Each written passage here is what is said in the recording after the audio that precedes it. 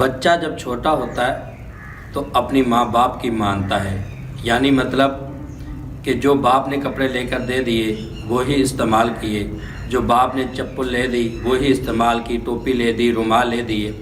کوئی بھی چیز جب باپ لے کر دیتا ہے تو بچہ اسے قبول کر لیتا ہے، لیکن یاد رکھے جب بچہ بڑا ہو جاتا ہے 20 سال کا یا 22 سال کا 25 سال کا جب ہو جاتا ہے تو پھر وہ ماں باپ کی چیز قبول نہیں کرتا، وہ کہتا ہے کہ مجھے پیسے دو، میں اپنی مرضی سے چیز خریدوں گا۔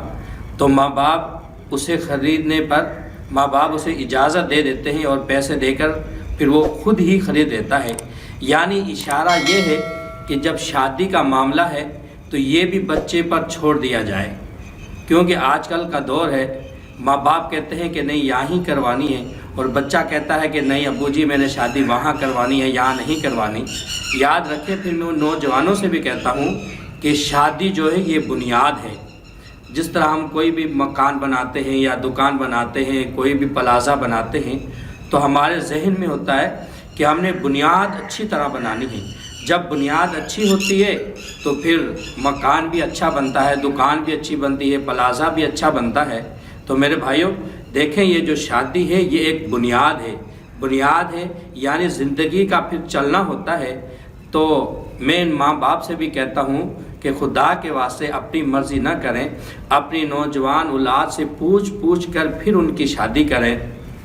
کچھ برادری ایسی ہوتی ہیں کہ ماں باپ کہتے ہیں کہ نہیں یہاں ہی کرنی ہے، اور اولاد کہتی ہے کہ میں نے یہاں نہیں کرنی، میں نے وہاں کرنی ہے، میں نے فلاں جگہ کرنی ہے۔ تو پھر میں نوجوانوں سے بھی کہتا ہوں کہ پھر اپنی ماں باپ کی مانو، کیونکہ وہ ماں باپ ہے۔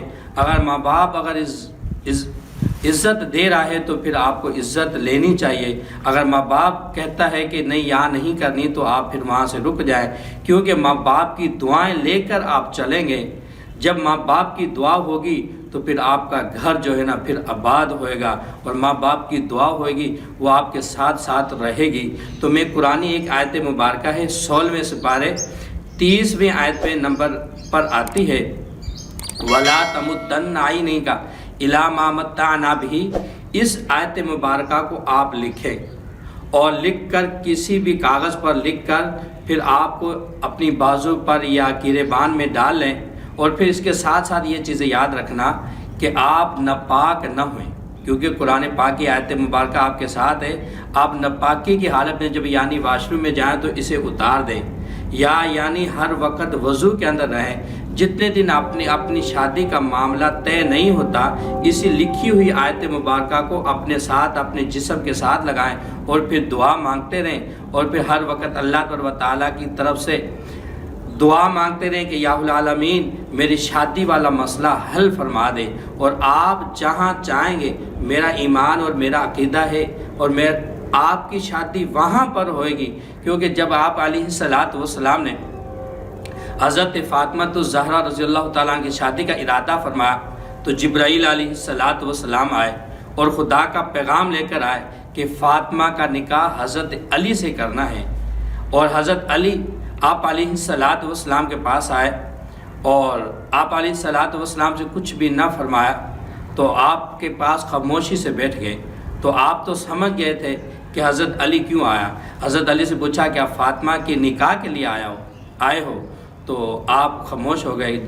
آپ نے کہا جی، اور اتنی دیر میں آپ علیہ السلام اٹھ کر گھر چلے گئے، اور گھر جا کر پوچھا آپ علیہ السلام کا یہ عمل ہمیں سبق دیتا ہے کہ ہم اپنی نوجوان کا جب بھی رشتہ کریں تو ہم اپنی اولاد سے اور اپنے بیٹے سے اپنی بیٹی سے پوچھ کر رشتہ کریں، تاکہ ان کی زندگی آسانی سے گزر سکے۔ اس آیت مبارکہ کو لکھ کر اپنے جسم سے باندھ دیں، اور پھر ناپاکی کا خیال رکھیں، اور پھر یاد رکھیں کہ ناجائز کام جب آپ کرو گے تو آپ کا کوئی بھی فائدہ نہیں ہوگا۔ آپ کی نیت صاف ہو کہ میں نے زندگی کا جو ہے نا ایک معاملہ یہاں سے شروع کرنا ہے، اور میری نیت جو ہے نا صاف ہے، تو جب آپ اس کام کو کریں گے تو اللہ تعالیٰ ضرور آپ کو کامیاب کریں گے۔ اگر آپ غلط طریقے سے کرو گے تو پھر آپ کو پھر یہ ناکام ہوئے گا، پھر آپ کو کوئی بھی فائدہ نہیں دے گا۔ میری دعا ہے کہ اللہ تعالیٰ جن بچیوں کا بغیر شادی شدہ ہیں، اللہ تعالیٰ انہیں نیک اور صالحہ جو ہے نا رشتہ عطا فرمائے۔